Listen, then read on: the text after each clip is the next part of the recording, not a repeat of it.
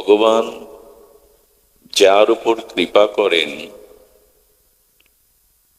তার গৃহেই সৎসঙ্গ বা সাধুসঙ্গ লাভ হয়। অকারণ করুণা বরুণালয়, শ্রী ভগবান কোন জীবের প্রতি যখন করুণা বর্ষণ করেন তখন গৃহে থেকেই তার সৎসঙ্গ লাভ হয়।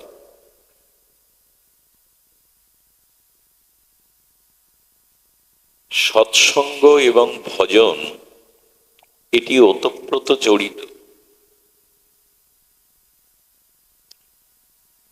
ভজন কখন আসে? সাধু সঙ্গ যখন আসে। অনেকটা সেই কান টানলে যেমন মাথা আসে, ভজন সাধু সঙ্গ হতে আসে। আবার যখন ভজন শুরু হয় আমার জীবনে, আপনার জীবনে, তখন সেই ভজনের শিথিলতাও আসে।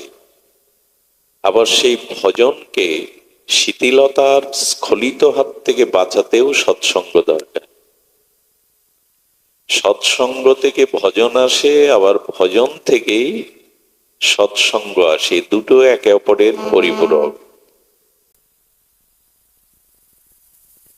তো গৃহস্থ আশ্রমেই ভক্তির বা প্রেম ভক্তির বাধক নয়। আবার বলি, গৃহস্থ আশ্রম মানে সংসার আশ্রম ভক্তির বাধক নয়, বরঞ্চ ভক্তির সাধক। আমরা যারা গৃহে আছি, স্ত্রী পুত্র কুটুম্ব, রোগ শোক দুঃখ জ্বালা ব্যাধিতে সংসার ছেড়ে আপনাকে ভক্তির জন্য কোথাও যেতে হবে না। সংসার ভক্তির বাধক নয়, ভক্তির সাধক। দেখুন, শাস্ত্রে জ্যোতি, সন্ন্যাসী, ত্যাগী, ব্রহ্মচর্যের অনেক মহিমা আছে। তারা প্রণম্য, তারা জগৎ পূজ্য। কিন্তু এই সন্ন্যাসী, ব্রহ্মচারী, আচার্যগণ তারা কি মঠে জন্মেছে? একটু কথা বলুন, মঠে জন্মেছে কেউ? সন্ন্যাসীরা জগৎ পূজ্য, সকলেই প্রণম্য, কিন্তু তারা ভগবানের, প্রভুপাদ বা শ্রী গুরুদেব বা আচার্যগণ তারা ভগবানের স্বরূপ। কিন্তু এরা কোথায় এসেছেন? সন্ন্যাসী, ব্রহ্মচর্য, বানপ্রস্থ মঠে কোনো মহাপুরুষের জন্ম হয়নি, হয়েছে গৃহ আশ্রমে। একটা জিনিস ভেবে দেখেছেন, এরা কেউ মঠে আসেনি, সন্ন্যাস আশ্রমে আসবার কথা নয় তো, এসেছে সংসারে। এই জন্য শাস্ত্রে বলছেন যে ব্রহ্মচর্য, বানপ্রস্থ, সন্ন্যাস আশ্রম শ্রেষ্ঠ নয়, শ্রেষ্ঠ গৃহস্থ আশ্রম, গারস্থ আশ্রম। এটি অন্য তিনটি আশ্রমের জননী। এই যে সন্ন্যাস আশ্রম, বানপ্রস্থ আশ্রম, ব্রহ্মচর্য আশ্রম, এই আশ্রমের জননী হলো গৃহস্থ আশ্রম বা গারস্থ আশ্রম বা সংসার আশ্রম। কিছু মনে নেবেন না, এই গৃহী বা গৃহস্থ সংসারীদের তাদের শুদ্ধ সাত্ত্বিক দানেই কিন্তু আশ্রমগুলো চলে। এরাই বাঁচিয়ে রাখে এই আশ্রমগুলি। মঠ মিশনগুলি কারা চালায়? এই দাতা, সাত্ত্বিক, উদার, যারা দান পরায়ণ, তাদের জন্যই তো চলে। এই জন্য আমরা যদি আধ্যাত্মিক দৃষ্টিকোণ থেকে বিচার করি, তাহলে গৃহস্থ আশ্রম অন্য আশ্রমের শ্রেষ্ঠ। আজ পর্যন্ত তাদের আবির্ভাব এই গৃহেই হয়েছে। বরঞ্চ গৃহে থেকে যারা ভগবত ভজন করেন, অনাচারকে ত্যাগ করে সদাচারী হয়ে শুদ্ধ সাত্ত্বিক ভজন করেন, বেদ বাক্য জীবনে চরিত্রায়ন করেন। বেদের 4টি বাক্য সংসারীদের মানতে হয়। প্রথম বাক্য হলো মাতৃদেবো ভব। গর্ভধারিণী মাকে দেবী জ্ঞানে সেবা করো। পিতৃদেবো ভব, পিতাকে সেবা করো, তার আদেশ পালন করো। মৃত্যুর পরে তার আত্মকল্যাণের জন্য নিজে শুদ্ধ চরিত্রবান ভক্ত হয়ে তাদের পূর্বপুরুষের উদ্ধারের ভার গ্রহণ করো। তো পিতৃদেব ভব। তৃতীয় মন্ত্র এসেছে বেদ ভগবানে, আচার্য দেব ভব। শ্রী গুরুকে, আচার্যদেরকে সেবা করো। গৃহে কোনো সাধু সন্ত আচার্য যদি আসে, তাদের নারায়ণ জ্ঞানে সেবা করো। চতুর্থ মন্ত্র হলো অতিথি দেব ভব। সংসারী গৃহে আশ্রমে যদি অতিথি আসে, তাদের প্রাণ ঢালা সেবা করো। এই 4টি মন্ত্র বেদে এসেছে গৃহীদের জন্য। যদি এই বেদবাক্য পালন পরায়ণ হয়ে পিতামাতাকে দেবদেবী জ্ঞানে, সাক্ষাৎ দেবতা জ্ঞানে অকৃত্রিম সেবা করতে পারেন, যদি আচার্য শ্রী গুরু সাধু সন্ন্যাসী আচার্যগণের সেবা অনুরাগ দিয়ে তাদের আদেশ উপদেশ পালন করতে পারেন, অতিথিকে যদি মান্যতা দেন, অতিথি পরায়ণ হন, অতিথি সেবা করেন, তবে সংসারে থেকেই আপনি সন্ন্যাসী, সংসারে থেকেও আপনি ভাগবত ভক্তির অধিকারী। তবে যে সংসারের আমরা, যে আশ্রমের আমরা শ্রেষ্ঠত্ব পরিচয় দিলাম, এই যে সন্ন্যাস আশ্রম, ব্রহ্মচর্য, গারস্থ, বানপ্রস্থ, গারস্থ, এই যে বানপ্রস্থ আশ্রম, সন্ন্যাস আশ্রম, ব্রহ্মচর্য আশ্রমের থেকে সর্বোপরি সর্ব উপরে আমরা গারস্থ আশ্রমকেই মান্যতা দিলাম। সেই গারস্থ আশ্রমের আচরণ কেমন হবে, পরিবেশ কেমন হবে, তাদের মন মানসিকতা চরিত্র ব্যবহার কেমন হবে? বাচ্চাগুলি কারা কথা বলছে? থামান, কি বলছেন? খুব ধ্যান দিতে হবে।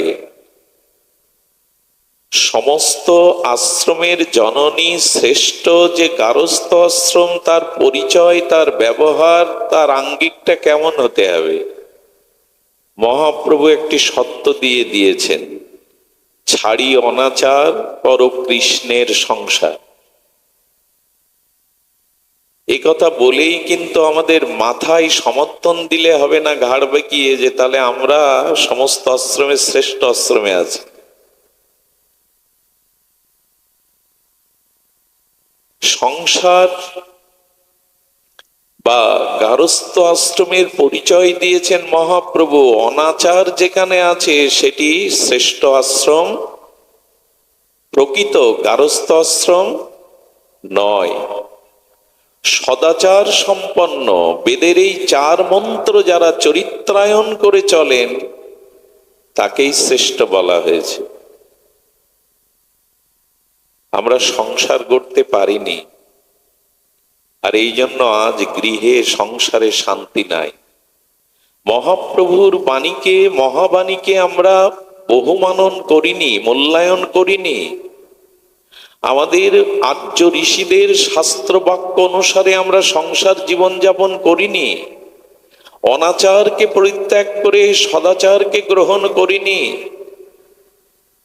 সংসারটাকে আমি আমার কর্তৃত্ব অভিমানে অহংকারী হয়েছি, কৃষ্ণের সংসার ভাবতে পারিনি। এই সংসারটি ভগবানের, কৃষ্ণের, এই অভিমান ত্যাগ করতে পারেনি। কর্তৃত্ব অভিমান, ভোগ বিলাসে আজ প্রতিটি গৃহ মন্দির আশ্রমকে আমরা কলুষিত করেছি, কলঙ্কিত করেছি। আজ গৃহ নরকে রূপান্তরিত করেছি। ভজন নাই, সাধন নাই, পবিত্রতা নাই। আজ আছে শুধু ভোগ বিলাস। প্রতিটি গৃহ সংসার আশ্রম থেকে আজ নরকে রূপ নিয়েছে প্রায়শ। এর কারণ কি?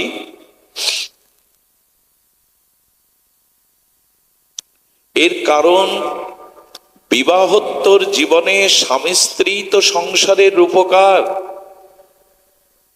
আজকের যে যুবক যুবতী আগামী দিনের তারাই হবে স্বামী বা সহধর্মিণী। এরাই সংসারের রূপ দেবে। এদের তপসাধনা, এদের ত্যাগ, ইন্দ্রিয় সংযমের দ্বারা সুসন্তান জগতে আসবে।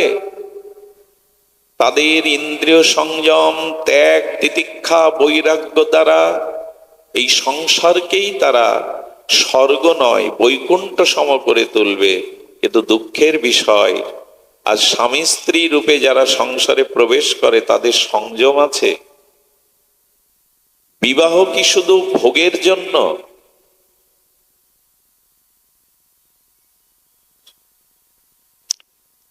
যন্ত্রের দানব, এই মানে যন্ত্রের যন্ত্রণা এগুলো দিবেন না দয়া করে, কষ্ট হয়। বিবাহের উদ্দেশ্য কি? নারী ভোগের বস্তু যারা মনে করেছে এরা অসুর, এরা রাক্ষস, এরা নরক বানিয়ে ফেলবে, এরা লঙ্কা বানিয়ে ফেলবে সংসারকে। যতই সোনার লঙ্কা সোনা দিয়ে বাঁধানো হোক, শান্তি থাকবে না। লঙ্কা কি ছিল? সোনা দিয়ে মোড়ানো না? সোনার লঙ্কা ছাই হয়ে গেল, পুড়ে গেল কেন? কারণ রাবণ ভোগের থেকে বেরোতে পারেনি, অহংকার থেকে বেরোতে। এখন সংসার সোনা দিয়ে মুড়িয়ে কি করবেন? রমণী ভোগের বস্তু নয়, বিবাহ ইন্দ্রিয় ভোগের জন্য নয়। কিন্তু আজ কাকে বোঝাবেন এই কথা? বিবাহ সংস্কারটাই নষ্ট হয়ে গেছে। এই জন্য প্রথমে আমাদের লক্ষ্য দিতে হবে বিবাহের উদ্দেশ্য কি। সংসারে থেকে কি করে ভক্তির বাধক না হয়ে ভক্তির সাধক হওয়া যায়, গৃহে থেকে সংসারে থেকে কি করে গোবিন্দ পাদ পদ্ম ভজন করা যায়, এই উদ্দেশ্যই আজ আমাদের নাই। আমরা ইন্দ্রিয় তর্পণের জন্য, দেহ ভোগের জন্য এই সংসারে মেতেছি। সংযম কোথায়? ত্যাগ কোথায়? আদর্শ কোথায়? আজ এগুলি আমাদের নতুন করে ভাবতে হবে। সোনা দিয়ে মোড়ালেও লঙ্কা পুড়ে ছাই হয়ে যাবে, ধ্বংস হয়ে যাবে, যদি নারীকে ভোগ্য বস্তু ভেবে বসি। বিবাহের উদ্দেশ্য হলো ধর্মসম্মত জীবনযাপন করা, কারণ গৃহটা আশ্রম। বিবাহের উদ্দেশ্য ধর্মসম্মত জীবনযাপন করা, কামসম্মত জীবন নয়, ভোগসম্মত জীবন নয়। উল্টে দিয়েছি আমরা। দেখুন, ধর্মসম্মত সংসার ভক্তির কারণ, আর ভোগসম্মত সংসার, কামনাসম্মত সংসার বন্ধনের কারণ। কেমন? যে তালাটা আপনি চাবি দিয়ে লাগালেন, ওই তালাটা খোলবার জন্য কি আলাদা চাবি লাগবে? কথা বলুন, আলাদা চাবি লাগে? যে চাবিতেই তালা বদ্ধ করলেন, ওই চাবিতেই তালাটা খুলবে। কিন্তু পার্থক্য, লাগাতে গেলে এই পাশে দেন আর খুলতে গেলে এই পাশে দেন। যদি কামনার জন্য, ভোগের জন্য সংসার করেন, তাহলে বন্ধনে আবদ্ধ হয়ে পতন হলো। আর যদি ধর্মসম্মত সংসার করেন, তাহলে মুক্তি এসে গেল, প্রেম ভক্তি এসে গেল। একই তালা, এপাশ আর ওপাশ। সব থেকে বড় কথা কি জানেন? সংসারে সহধর্মিণী, দেখুন আমাদের সনাতন বৈদিক সভ্যতায় যে শাস্ত্রীয় শব্দগুলো আছে, এগুলোও যদি জানতে পারেন তো জীবনে আত্মজ্ঞান হয়ে যাবে। বিবাহের পরে স্ত্রীকে কি বলে জানেন? আমাদের বেদ, আমাদের উপনিষদ ধর্মপত্নী। কি বলে? এই শব্দগুলো তো এখন উঠেই গেছে। বউ, স্ত্রী সহধর্মিনী বলে। কি বলে? সহধর্মিনী। এবং উপনিষদ বলেছেন ধর্মপত্নী। আমি যদি সেখানে কামপত্নী বানাই,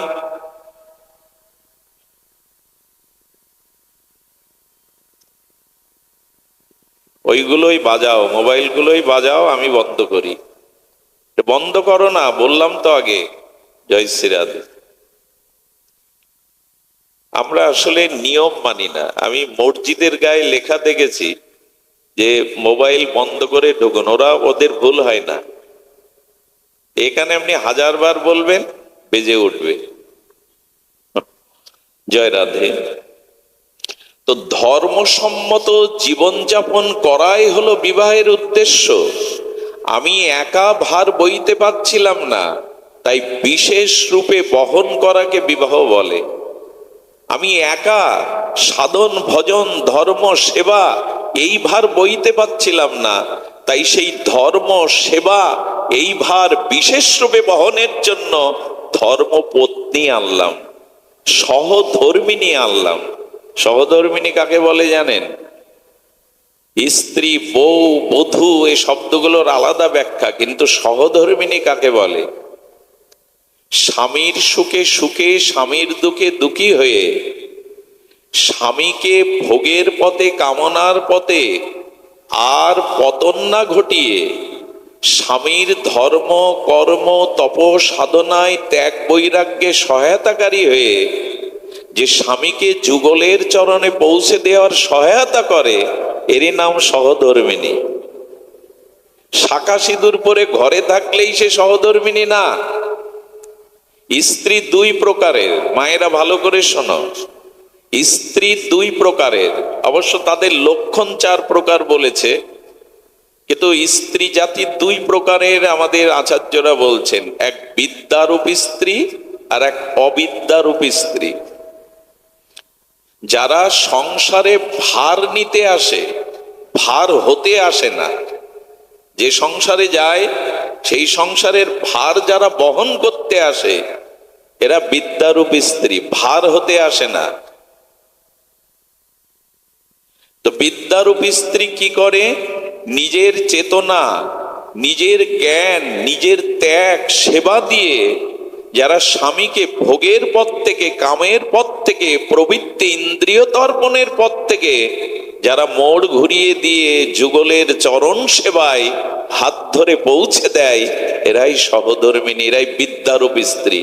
আর যারা রূপ যৌবন ভোগ বিলাসে মায়া মোহগ্রস্ত করে স্বামীকে কামের পথে, ভোগের পথে টেনে নিচে নামায়, এরা অবিদ্যারূপী স্ত্রী। সারদা মা না থাকলে রামকৃষ্ণ পরমহংস হতে পারতেন না। বিষ্ণুপ্রিয়া দেবী না এলে মহাপ্রভুর গম্ভীর গাম্ভীরায় এত ত্যাগ দেখাতে পারত না। আর রাধারানী বামে না দাঁড়ালে কৃষ্ণ ভুবন মোহন হতে পারত, বিশ্বমোহন হতে পারত, মদন মোহন হতে পারত না। রাধারানী হলেন কৃষ্ণ ভুবন মোহন, ভুবনকে মোহন করছেন। এই সচ্চিদানন্দ আনন্দ ব্রহ্ম রস ব্রহ্ম স্বয়ং ভগবান বিশ্বকে মোহন করছেন। কিন্তু মদন মোহন হতে পারবে না তুমি যদি রাধারানী বামে না থাকে। এই সুখ সারির দ্বন্দ্বগুলো এখন গান আপনারা ভোরবেলা গাওয়ার মানুষ কই? আগে ঠাকুমারা গাইতো লেখাপড়া না জানলেও। সুখ বলে আমার কৃষ্ণ মদন মোহন, সারি বলে আমার রায় বামে যতক্ষণ। কৃষ্ণ তুমি স্বয়ং ভগবান সচ্চিদানন্দ রসব্রহ্ম, তুমি বিশ্বমোহন ভুবন মোহন হতে পারো, মদন মোহন হতে পারবে না রাধারানী বামে না থাকলে। শ্রীকৃষ্ণ কেন বলে জানেন? কৃষ্ণ বলতে দোষ কি? এই শ্রীটাই হলো মাধুর্যময়ী রাধা ঠাকুরানী। আগে কৃষ্ণ রাধা বলি না তো আমরা, কি বলি? রাধা কৃষ্ণ। কারণ রাধা পূর্ণ শক্তি আর গোবিন্দ হলো শক্তিমান। রূপ না থাকলে তাকে রূপবান বলা যাবে? গুণ না থাকলে তাকে গুণবান বলা যাবে? ধন না থাকলে তাকে ধনবান বলা যাবে? তেমনি শক্তি না থাকলে তোমার বামে তুমি শক্তিমান হতে পারতে না ভগবান। রাধারানী পূর্ণ শক্তি আর কৃষ্ণ পূর্ণ শক্তিমান। একই বস্তু, তবু ঠাকুরানী প্রেমময়ী রাধারানী হলেন শক্তি, কৃষ্ণ হলো শক্তিমান। এজন্য দেবী রূপে ফিরে এসো মা, বৈরাগ্য রূপ নিয়ে ফিরে এসো, সহধর্মিণীর রূপ নিয়ে, ভারতীয় আর্য ঋষিদের সেই রূপ নিয়ে ফিরে এসো। ফিরে এসো সীতা সাবিত্রীর রূপ নিয়ে, অহল্যার সতীত্ব নিয়ে। হরিশ্চন্দ্র রাজাকে ঋণ মুক্ত করার জন্য শৈবা কাশীতে নিজেকে দাসী রূপে বিক্রি করে দিয়েছিল। কে শৈবা? হরিশ্চন্দ্র রাজা হলেন সূর্য বংশের উত্তরসূরি। সেই ভুবন সম্রাট হরিশ্চন্দ্র রাজার দানের অর্থ জোগাড়ের জন্য কাশীতে তখন দাস দাসী বিক্রি হতো। এই মহারানী নিজেকে দাসী রূপে বিক্রি করে স্বামী ঋণ শোধ করে দেয়। এ তো গল্প নয়, উপন্যাস নয়, সিনেমা না হয়, এটাই আমাদের আদর্শ, সনাতনী আদর্শ। কোথায় সেই ত্যাগ বৈরাগ্য রূপ? এই জন্য ভারতীয় কবি খুব আক্ষেপ করে গেয়েছেন, না জাগিলে মা ভারত ললনা।